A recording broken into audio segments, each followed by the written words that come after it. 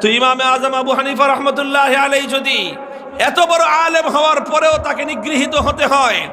ইমামে মালিককে যদি নিগৃহীত হতে হয়, ইমামে আহমদ ইবনে হাম্বলকে যদি জুলুমের শিকার হতে হয়, ইমামে সুফিয়ানে সাউরিকে যদি দেশ ছাড়তে হয়, ইমামে বুখারীকে যদি মাদ্রাসা ছাড়তে হয়, হে উলামায়ে কেরাম, সব ছাড়তে হলে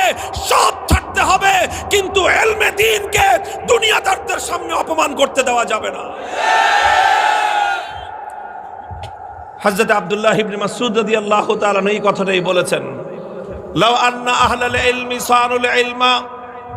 ওয়া ওয়াদাউহু ইনদা আহলিহি লাসাদু বিহি আহলা জামানিহিম। যদি আলেমরা ইলমের হেফাজত করে, যদি আলেমগণ